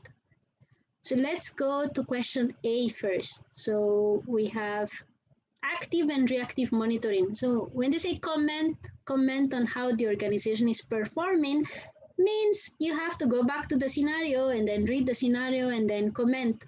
What is it about active and reactive monitoring? Do they have it? Is it complete? Is it in place? What's missing? Things like that.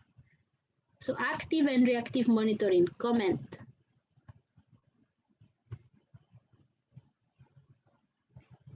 So do they have active monitoring? Do they have reactive monitoring? What can we say about active and reactive monitoring based on the scenario?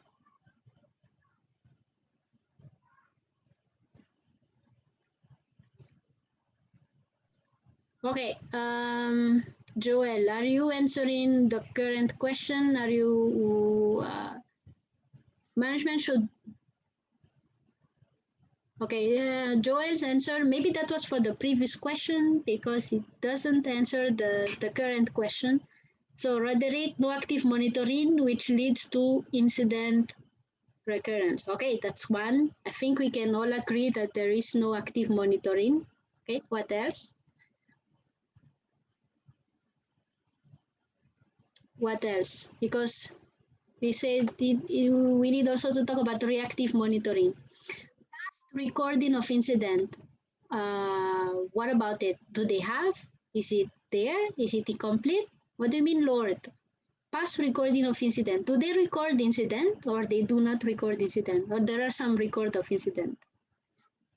Okay, so we can say that there is no recorded near misses. Okay, so Lord, that past recording of incident, we need to be clear because the question here is to comment. So are we saying they are recording all the past incident or they are not recording?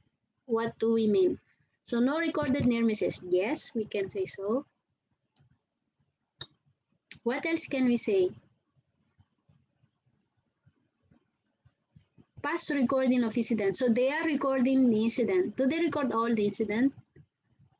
There are, because it says there are many injuries over the past year. Okay, yeah. So the comment here is they are recording, yeah, they are recording injuries over the year. Okay. Okay, so Julius, no, that is not an answer. We are not. No, that's a totally different answer. That's not answering the question, Julius. But Sydney, when you say reactive monitoring, no action have been taken. Okay, that's good. Okay.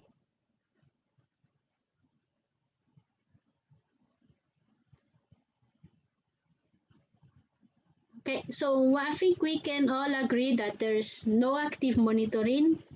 And the reactive monitoring, there are some, but it's poor, like Roderick said. They have some record of incident, past incident. Maybe not all, but they have some record. But for the active monitoring, it's very limited or not existing at all. So if we can mention that, that's okay. We need only 2 points for this one. They clearly mentioned 2 points. So if we can say one thing about active monitoring and another for reactive monitoring, then we will get the 2 points. But of course, you can always exceed, give more answer in order to maximize the points. If they don't like your first answer, maybe they would like the second one. So to answer this question, we can say that there's limited or no active monitoring. For the reactive monitoring, they have some record of past incident, injuries. Near misses are not recorded, not reported, and there is no rectification, no action taken from reported near misses. Okay, so read or Vince, no, that's not answering the question. Poor reactive monitoring, they have record but no action taken. Okay, that's correct. So once again, when they say comment, look at the scenario and then comment. What is it there about active and reactive monitoring? They're not telling you to talk about what should be done by the company. It's just commenting what is existing. Okay, so when you say daily observation report should be done, that is not answering the question. The question is just comment. Do they have active monitoring? Do they have reactive monitoring? Is it good? Is it bad? That's what you mean by commenting. It's not talking about what should be done in the company. It's just commenting whatever is existing. Okay. Next, let's go to the second part. What about the risk assessment?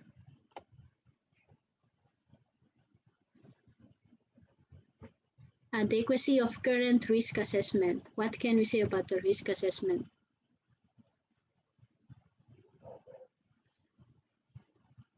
Okay, safety measures have not been implemented fully.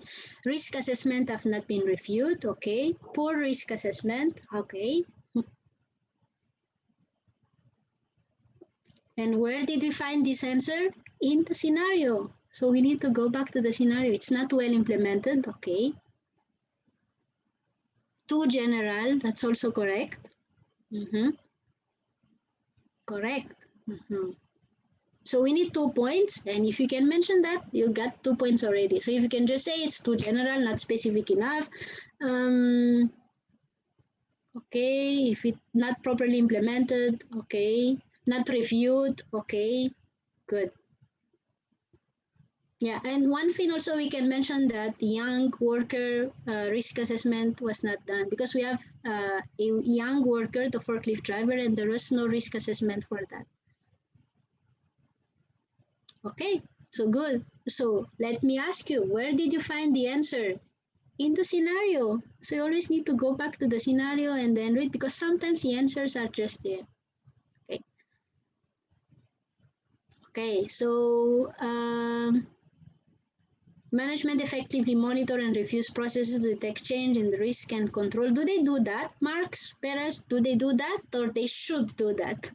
So it's not about giving recommendation on what should be done. It's just commenting on the current risk assessment. So Marx and Joel, when you say ensure all staff are aware and understand the risk, no, these are not answering the question. The question is just to comment on what do they have in the company. It's not to give suggestion. You are not asked to give suggestion on how to improve. You are being asked to comment on what is existing. What about their risk assessment? And we said it's too general, it's not implemented, it's not reviewed. And what else? It doesn't reflect the actual risk. There is no risk assessment for young workers, things like that. But not giving suggestions. Okay, so very generic, not suitable and sufficient. Okay, good. Okay. Now, let's go to the next one. The next one is to comment on the operational procedures and rules. What do you think about the rules?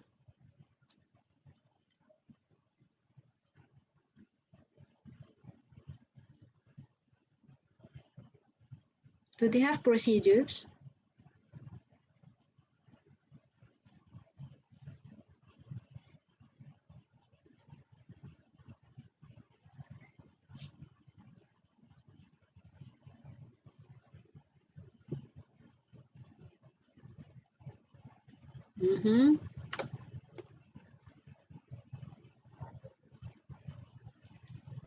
And shout out to the 43 participants still with us.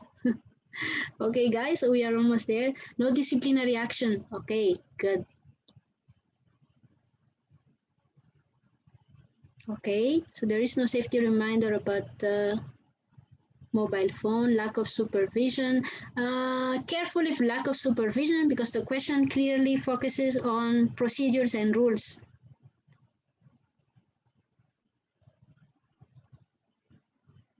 There is no procedure. Yes, we can say that. No designated walkway. So again, focus on the procedure. Procedure, procedure, procedure. So there is no procedure. That's correct. There is no disciplinary actions. What else? No appropriate policy. Yeah. So filed by, okay. Safety and warning signs not available. Okay, so again, focus on procedures and rules. Procedures and rules. So first, there is no procedure, or maybe there is a procedure, but it's not adequate. So inadequate procedure. Maybe there is a procedure, but it's not implemented. So that's something else. No rules in place, okay. Or maybe there's a rule, but it's not followed. So rules are not being followed. We can say so. Okay, so anything that you say outside procedure will not be part of the question. When you talk about safety signs, when you talk about safe designated walkways, unless in your elaboration you link it to procedure. For example, there is no procedure regarding designated walkway, or procedure on how to use the forklift, or no procedure. Because the question is procedure and rules, so we need to comment on the procedure. We do not need to comment on the equipment. We are not commenting the work environment. We are not commenting the supervision. We are commenting on the rules and the procedure. Okay, so what can we say? The answer would be no rules in place, or maybe there are rules, but it's not being followed. There are procedures, but it's not adequate. There are procedures, but it's not implemented. And what else? The disciplinary action. Someone mentioned about that. Okay, no reporting procedure implemented. Okay, so make sure you focus on procedure. Okay, so yeah, so no procedure, or maybe there's a procedure, but it's not adequate, it's not implemented. All right, just stay away from anything outside the procedure, because this is very clear. Comment on procedure and rules. Is using word inadequate and insufficient critical in gaining points? Yeah, depending on the question. Depends on the question. Like in this case, they said comment on it. Comment on the procedure. So you have, by commenting, you have to say it's inadequate or it's adequate, based on what we see in the scenario. And here we cannot say that the procedure is adequate. The procedure is inadequate. Yeah. So critical in this case to gain the point. In this particular question, yes, it's critical. Lack of monitoring of the implementation of procedure. Okay, good.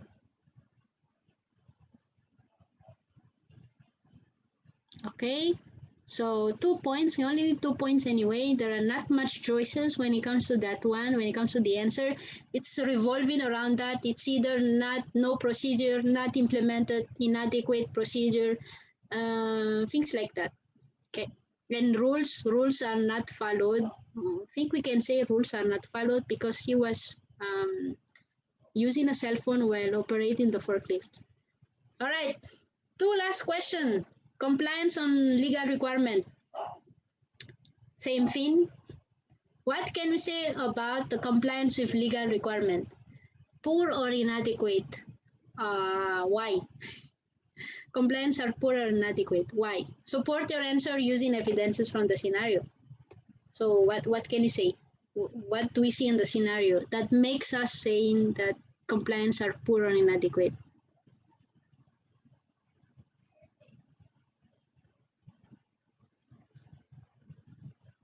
Yes, the inspector. Yeah, so we can mention something about the inspector here. Okay. Visitation of the inspector. Rule breaking is very common. Okay, so it was just a matter of elaboration. When you say compliance are poor or inadequate, it's okay as long as you elaborate, because by just saying that, it's not really clear. Lack of audit system and safety management system. Okay, Juan Fernando, in that case, since audit and safety management system are not part of legal requirement, it's more on the safety standard, so it's not really related to the scenario. We want to talk about legal requirement, not safety standards.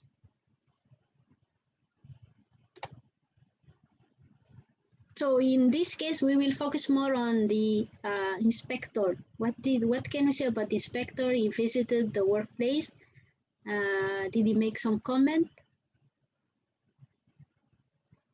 Did the company, is there any breach of law?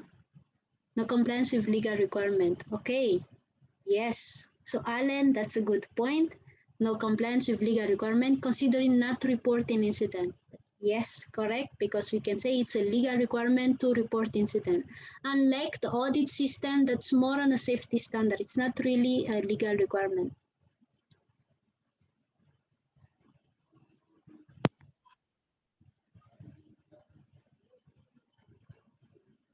Okay. So yeah, failing to maintain worker safety. Yeah. Okay, and we can also look at the inspector and the fact that the inspector made some comment. It shows that they are not complying with legal requirement.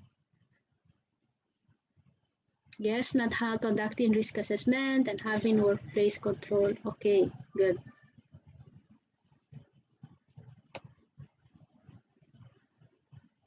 Okay, yes, issued an improvement notice. Yes, that's correct.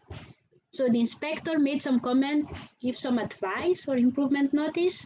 It's a fact that because they did not comply with legal requirements, so we can mention that. Okay, good. So in this question, we talk about non-compliance and we use information from the scenario. We can talk about the inspector. We can talk about the fact that they are not reporting incident or not conducting risk assessment. It's like they are breaching a specific. You can even mention specific. If you want, you can mention specific laws. Like you say they are not following the ILO Convention C155, which says something like that, just to show the non-compliance of the company. Okay, so legal requirement may lead to fines and penalty if not compliant. That's correct, but that's not answering the question. The question again is comment on their compliance. Did they comply with the law or not? Are they complying with the law or not? That's the question. And then the answer would be the organization is not complying with the law. Why? Use information from the scenario to support your answer. Because the inspector gave them some improvement notices. Because they are not reporting incident. Because they are not doing risk assessment. Things like that. Because they are not taking care of their worker by not doing the risk assessment and reporting of incident and so on.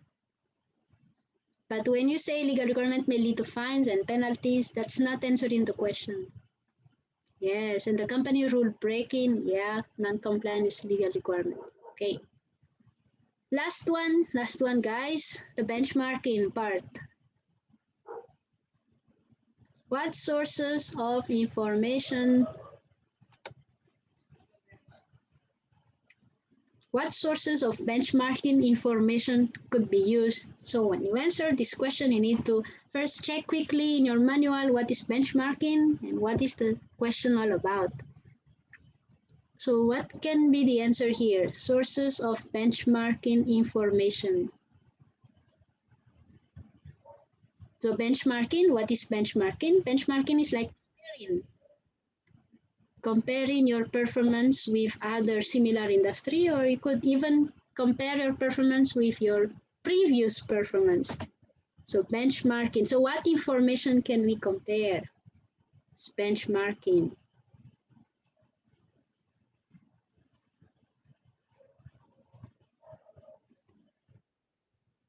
Risk assessment. Result of incident. Lost time injury. From previous month to... Yes, go ahead. Previous.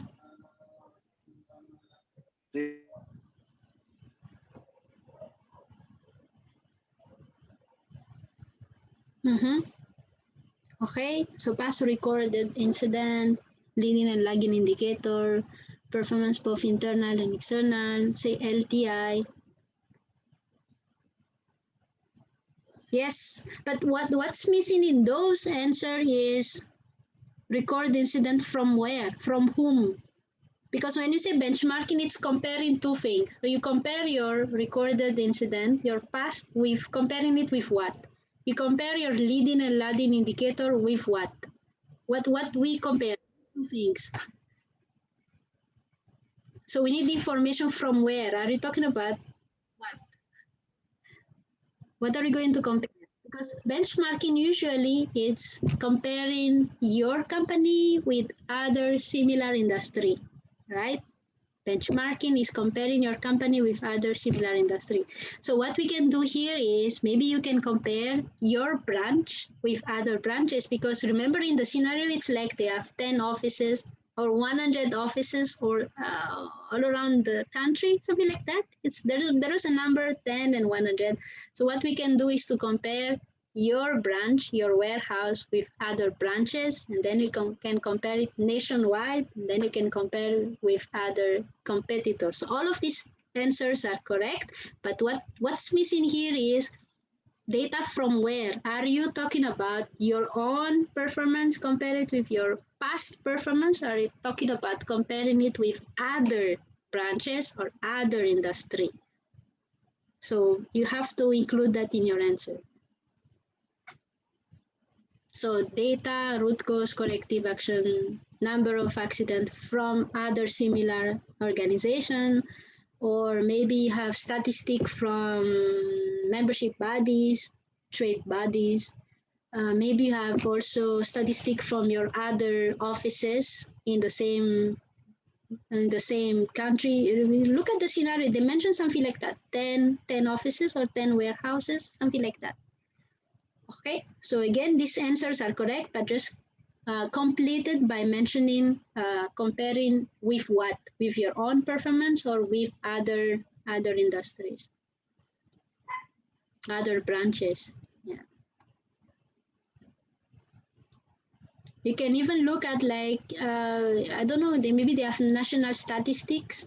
Yeah, some countries issue national statistic, like similar industry, which one has the best safety policy or the lowest number of incidents.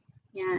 Yes, comparing best practices among other local stores. So that's correct. So just mention your answer, mentioning comparing your performance with what? With something. It's either with your own performance or with other branches, other similar industry, or the competitors or nationwide industry, something like that. And we only need 2 anyway for this one. Okay, I think that was the last question. Let me just close, stop share so that I can see all of you again. Are you still there? Are you still alive? Are you still alive?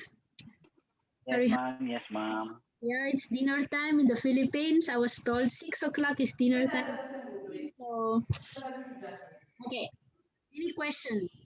I'm sorry, we had to go quickly through each of the question. I hope, guys, it helped you a little bit. Now, we have just few minutes for your last question. So, do you know if the open exam requires a... So Juan Fernando, what you need is internet connection to log in. Once you log in the NEBOSH learning platform, this will allow you to download the question paper. So you need to download the question paper, and there's also an answer paper that you need to download, Word format. And after that, you do your own work, you research and so on. If you do not need internet at that point, that's okay. But what you need internet later on once you upload your answer onto the system. So yeah, so 2 things: once you download the question and once you upload your answer. And those who would like to do researches might need also some internet connections during the exam. Okay, recording of this. Maybe we can ask Ma'am Margie about this question later on. Let's just go quickly through the... Ma'am, how many hours that we are given to answer this OBE? 24 hours. So you log in at a specific time. Usually, like last time, exam started at 5 p.m. in the afternoon. You can download the question at 5 p.m., download the question and then work on it. And then the next day, 5 p.m., that's the deadline for submission. So you have exactly 24 hours to complete it and submit it. If you want to submit before that, there's no problem. But exceeding 5 p.m., it's like you fail if you fail to submit. Okay, ma'am. Thank you. Okay. February. Okay. Let me just go quickly for the technical question and questions related to the exam. We'll give those to Ma'am Margie later on. What else? Risk assessment report. That's a totally different subject. Maybe we can talk about that later if we have time. What else? Word count. Where is that? I saw a question about word count a while ago. What is the total word count? 3,000 words. 3,000 for the entire exam. So it's like the 8 questions that we just talked about. Your maximum is 3,000 words. You can exceed a little bit, 3,300. That's a maximum, but it's really a maximum because examiners are required to report to NEBOSH if you exceed the maximum word count of 3,000. So we do not want to report to NEBOSH. So just make sure you stay within the limit. Do not exceed 3,000 words. Hi, Miss Alice. Yes. Excuse me. May I know when will be the time will start of the OBE? Is it when we download the form or? Okay, so when you receive your exam confirmation, it will be mentioned there clearly when is the date and time. So for example, last batch, the date of the exam was October 28 at 5 p.m. Philippine time. So that's the start. That's the only time you will have access to the question paper. Not before that. That's the only time. Okay, where can we download? They will provide you with the specific link. They have their own platform. NEBOSH has their own platform. You need to log in, have your own password, and then download the question, and later on upload your answer once you're done. Alice. Yes. Yeah, good evening. You frame you here. I don't know if you still remember me. Yes, I do. Okay, what's your question? Batch 104 last. Yeah. I again enrolled for both units since I failed both, unfortunately. I was scheduled by Miss Joy to do IG2 first by December 10th. That will be the submission, I believe. Can I, just to reconfirm, can I modify my original RA which I submitted last February and submit it as well? I mean, whatever annotations I got from NEBOSH. Can I submit that array? Okay, so you are going to retake your risk assessment. You need to. So what you need to do is you don't need to create a new one. Just submit the old one, taking into account all the feedback given by NEBOSH. Yes, that's okay. So review, update it, and then submit it. For references, is it correct to put NEBOSH IGC1? Okay, that's correct. Or you can just put course note. That's also okay. Okay, that's a good point. Aside from word count, you are required to list down all the references, resources that you checked while answering the question. You can just say course note. Like a while ago, you can say NEBOSH IGC1 course note. Yeah, that's also okay. Even if you put Trainovate name, that's also okay. There is no particular requirement for that as long as you put your reference. Okay. What else? For the new GC2, may I use the GC3? Some of it, some information, because it's a totally different format.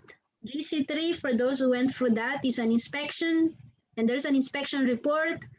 GC2 right now is a risk assessment. There are still some information. You can still use the same workplace, but what's changing is there's a lot of things that change. What you can use is in the introduction for your GC3, you are describing your workplace. you can still use that in your risk assessment, because in the risk assessment, there's also a section where you need to describe your workplace. I think that's the only thing you can use. Other than that, it's a risk assessment. It's not inspection, so it's a little bit different. Maybe the hazard also you can select. Okay, so I think what else? I skipped some of the question a while ago.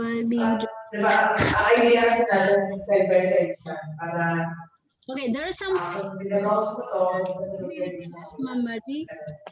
To submission. You send it to, well, not to NEBOSH, you send it to Trainovate. Okay.